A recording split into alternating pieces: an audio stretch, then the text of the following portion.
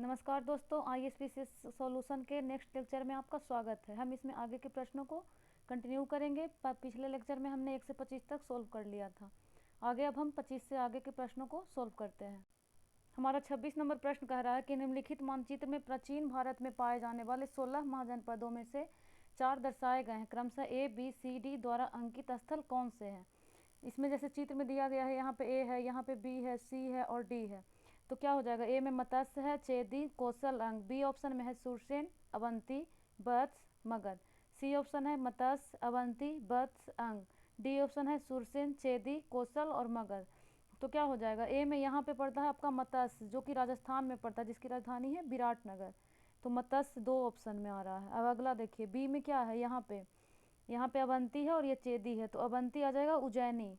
अवंती कहाँ आ जाएगा, इसमें बी में अवंती आ जाएगा। तो हमारा ये ऑप्शन एलिमिनेट हो गया, यानी कि सी हो जाएगा। सी में आ जाएगा वत्स, वत्स आ जाएगा, बिहार में पड़ता है। और डी अंग है, जो कि बिहार में ही पड़ता है, सी और डी, जिसमें कि अंग की राजधानी क्या हो जाएगा, भागलपुर, और वत्स का कौशाम्बी। आते हैं अगले प्रश्न पे। अगला प्रश्न है 27 नंबर की, महायान बौद्ध धर्म में बोधिसत्व अवलोकितेश्वर को और किस अन्य नाम से जाना जाता है। ए ऑप्शन है वज्रपाणी, बी में मंजूश्री, सी में पद्मपाणी, डी में मैत्रेय। ए में इसका आंसर क्या हो जाएगा, इसमें आ जाएगा आपका पद्मपाणी। यानी कि बोधिसत्व अवलोकितेश्वर को हम और किस नाम से जानते हैं, पद्मपाणी के नाम से जाने जाते हैं। जैसे महायान में बोधिसत्व जो था, अवलोकितेश्वर को पद्मपाणी यानी कमल को धारण किए हुए अथवा लोकेश्वर यानी विश्व का स्वामी के रूप में भी इंगित किया जाता है।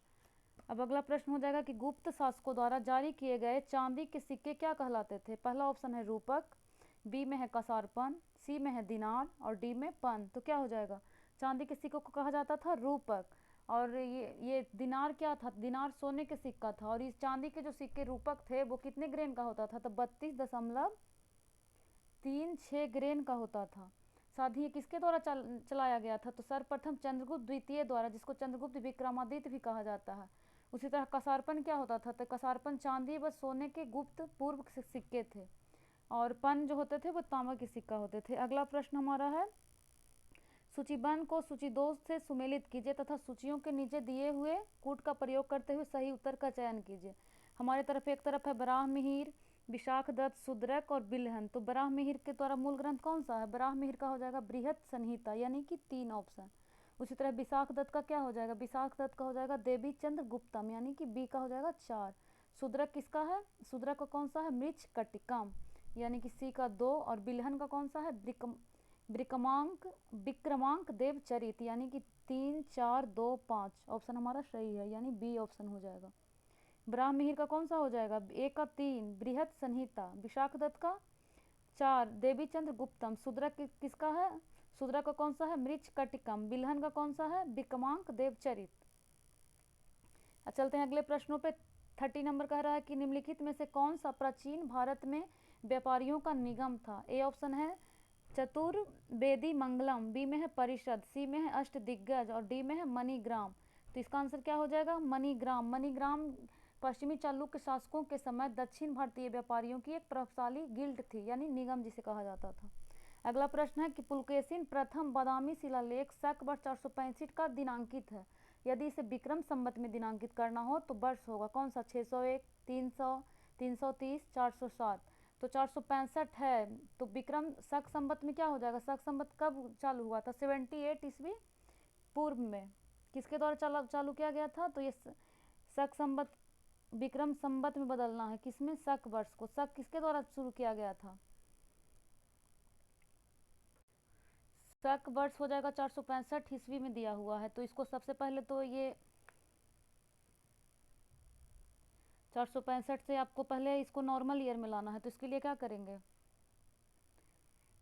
नॉर्मल ईयर में लाने के लिए इसको पहले 57 ईस्वी 78 ईस्वी से माइनस कर लेंगे, ताकि पहले नॉर्मल ईयर में आ जाए। तो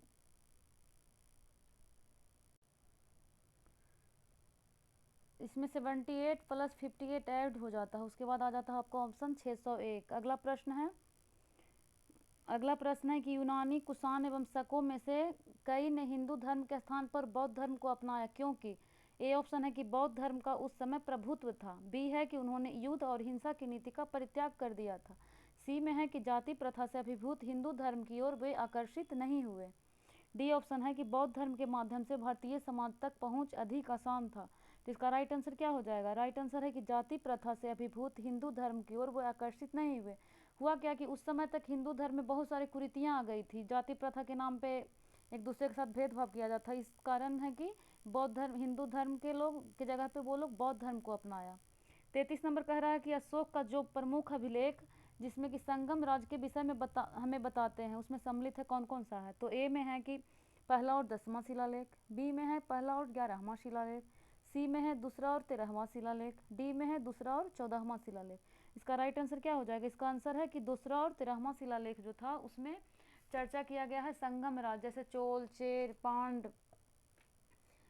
चेर यानी केरल पुत्र, पांड एवं सरये पुत्र, ये सब का बारे में है। अब पहला शिलालेख में क्या हो जाएगा? पहला शिलालेख में किया गया है पशु बलि की निंदा की गई है। उसी तरह 10वां शिलालेख में क्या है? ख्याति एवं गौरव की निंदा की गई है। 11वां शिलालेख में हो जाएगा आपका धम्म नीति की व्याख्या, और 14वां शिलालेख में आपका हो जाएगा जनता को धार्मिक जीवन जीने के लिए प्रेरित करने का उल्लेख किया गया है। अगला प्रश्न है हमारा, अगला हो जाएगा कि एक दूसरे से मिलान कौन सा सही सुमेलित है? तो इसमें हो जाएगा मृच्छकटिकम शूद्रक, बी में है बुद्धचरित बशुबंधु का, सी में है कि मुद्राराक्षक विशाखदत्त, डी में है हर्षचरित बाणभट्ट। तो कौन सा सही सुमेलित है? तो मृच्छकटिकम शूद्रक सही है, दो में है बुद्धचरित्र बशुबंधु नहीं, ये अश्व घोष की कृति है, अश्व घोष। उसी तरह मुद्राराक्षक किसका है? विशाखदत्त का है, और 4 में हर्षचरित बाणभट्ट का है। तो इसके कौन सा आंसर सही हो जाएगा? 1, 3 और 4 इज राइट आंसर। अगला प्रश्न है कि भारत में निम्नलिखित के आने का सही कालानुक्रम क्या है? तो 1 में है सोने के सिक्के, 2 में है आहत मुद्रा यानी चांदी के सिक्के, सी में है लोहे का हल, और 4 में है नगर संस्कृति। तो इसको सही कालानुक्रम में सजाना है। तो पहला में क्या हो जाएगा? नगर संस्कृति। नगर संस्कृति का जिक्र कब था? हड़प्पा युग में ही जिक्र हो गया है। तो सबसे पहले हो जाएगा 4 नंबर। उसके बाद आपका आ जाएगा लोहे का हल, 4 के बाद आ जाएगा लोहे का हल यानी 3, ये कब आया था? लोहे का हल उत्तर वैदिक युग में आ गया है। उसके बाद आ जाएगा चांदी के आहत मुद्रा यानी चांदी के सिक्के 2, ये कब इसका कब आया है? ये आया आपका बुद्ध युग में। उसके बाद एक सोने का सिक्का तो बहुत बाद में आया था, मौर्योत्तर युग में आया है, यानी 4, 3, 2, 1 जो हमारा ऑप्शन है वो राइट आंसर हो जाएगा। अगला प्रश्न है कि अशोक के राजादेशों के अनुसार धार्मिक निष्ठा की अपेक्षा जनता के मध्य सामाजिक समरसता अधिक महत्वपूर्ण। इसमें है पहला में कि अशोक, ए में है कह रहा है कथन में कि अशोक के राजादेशों के अनुसार धार्मिक निष्ठा की अपेक्षा जनता के मध्य सामाजिक समरसता अधिक महत्वपूर्ण थी, और कारण कह रहा है कि उसने धर्म संवर्धन के स्थान पर समदृष्टि के विचारों का प्रसार किया। तो इसका राइट आंसर क्या हो जाएगा? इसका राइट आंसर है ए और आर दोनों सही है, और आर एक ही सही स्पष्टीकरण है। इसको फिर से एक बार देखिए कि अशोक के राजा देशों के अनुसार धार्मिक निष्ठा की अपेक्षा जनता के मध्य सामाजिक समरसता अधिक महत्वपूर्ण थी। इसमें क्योंकि लगाकर देखना होता है कि आर सही है या नहीं, यानी क्या हो जाएगा? क्योंकि उसके धर्म संवर्धन के स्थान पर समदृष्टि के विचारों का प्रसार किया था, इसलिए राइट आंसर क्या हो जाएगा हमारा ए। अगला प्रश्न है 37 नंबर कि सही सुमेलित कौन सा है? तो लोथल प्रथम गोदीवारा क्षेत्र, सारनाथ बुद्ध का प्रथम धर्मोपदेश, 3 में है कि राजगीर अशोक का सिंह स्तंभ शीर्ष, 4 में है नालंदा बौद्ध अभिधर्म का महान पीठ। तो इसमें राइट आंसर क्या हो जाएगा? इसका आंसर है 1 नंबर में हो जाएगा लोथल यानी प्रथम गोदीवारा क्षेत्र, ये तो सही है। सारनाथ बुद्ध का प्रथम धर्मोपदेश, ये भी सही है। राजगीर अशोक का सिंह स्तंभ शीर्ष, ये गलत है। इसका आंसर राइट आंसर क्या हो जाएगा? ये सारनाथ में था, यहाँ पे क्या हो जाएगा? सारनाथ अगर रहता तो सही होता। उसी तरह नालंदा बौद्ध अधिगम का महान पीठ, ये भी सही है। तो राइट आंसर क्या हो जाएगा? 1, 2 और 4, 1, 2 और 4 यानी कि सी आंसर हमारा राइट आंसर है।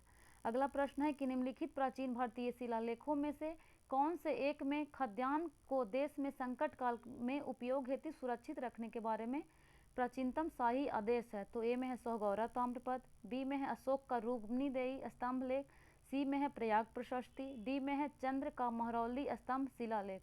इसका राइट आंसर क्या हो जाएगा? इसका राइट आंसर है सोहगौरा ताम्रपत्र। सोहगौरा के अलावा भी एक और क्या था, उसका नाम था सोहगौरा, और महास्थान अभिलेख जो था उसमें मौर्यकालीन अकाल के संकट के समय राज्य कोषागार से अन्न वितरण किया जाता था। अगला प्रश्न है 39 कि अष्टांग मार्ग की संकल्पना अंग है किसका? ए में है दीप वंश की विषय वस्तु का, बी में है दिव्यावदान की विषय वस्तु का, सी में है महापरिनिर्वाण निर्वाण की विषय वस्तु का, डी में है धर्म चक्र परिवर्तन सूत्र की विषय वस्तु का। तो इसका राइट आंसर क्या हो जाएगा, धर्म चक्र परिवर्तन सूत्र की विषय वस्तु का अष्टांग मार्ग की संकल्पना थी।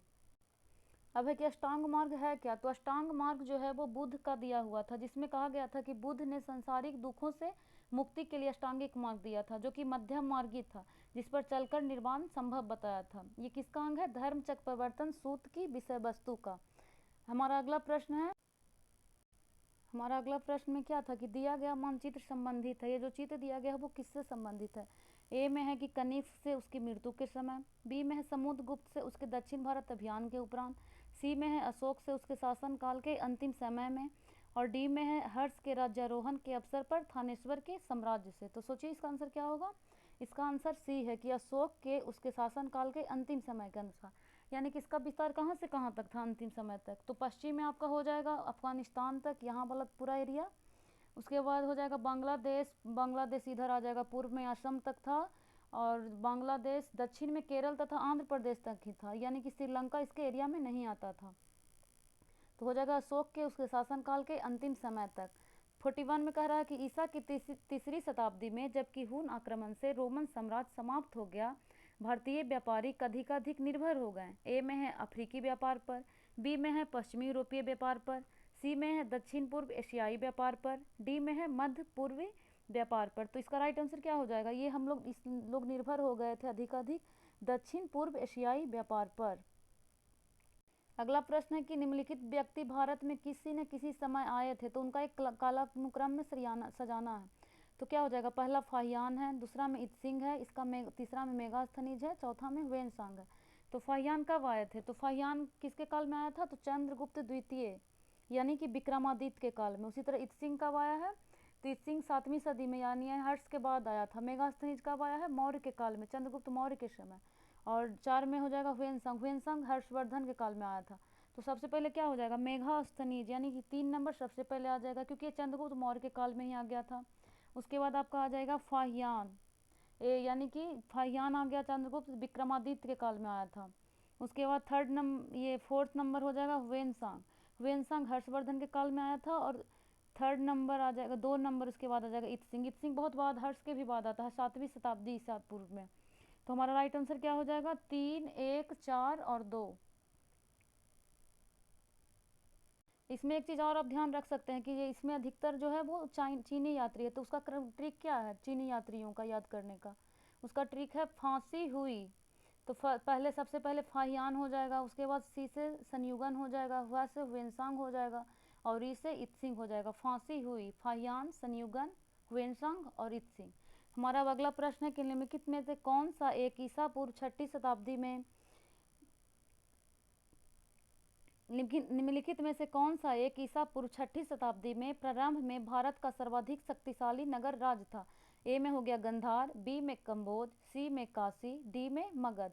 इसका राइट आंसर क्या हो जाएगा, आपका इसमें राइट आंसर हो जाएगा मगध। क्यों था, इसके पीछे रीजन था, मगध जो था ये बहुत सारे यहाँ जहाँ पे मगध स्थित था वो नदियों का वहाँ पे भौगोलिक दशाएं बहुत बढ़िया था, जैसे वृक्ष वगैरह, लोहे की खदान वगैरह थे, साथ ही इसका सुयोग्य एवं महत्वाकांक्षी राजाओं का नेतृत्व था, इसीलिए जो मगध जो था वो शक्तिशाली नगर राज बनकर उभरा था।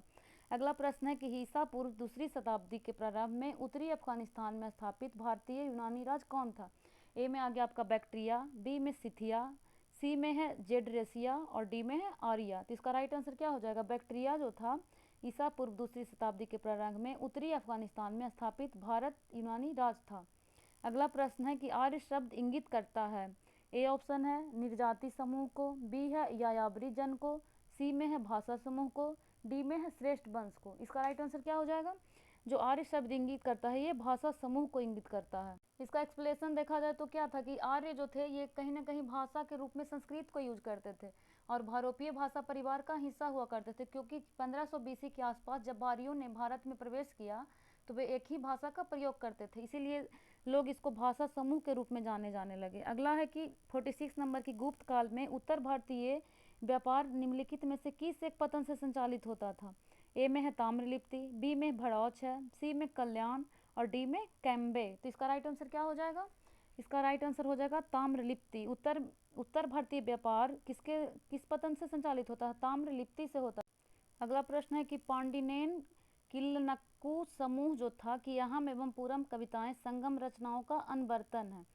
इसका अगला कारण बता रहा है कि उन्होंने प्रमुख संगम रचनाओं के विपरीत उत्तर संगम रचनाओं में सम्मिलित किया गया। तो इसका राइट आंसर क्या हो जाए? ए और आर दोनों सही है तथा आर की सही व्याख्या है। बी कह रहा है कि दोनों सही है लेकिन व्याख्या नहीं है। सी कह रहा है ए सही है किंतु आर गलत है। डी कह रहा है कि ए गलत है किंतु आर सही है। तो इसका राइट आंसर हो जाएगा कि ए और आर दोनों सही है तथा आर ए की सही व्याख्या है।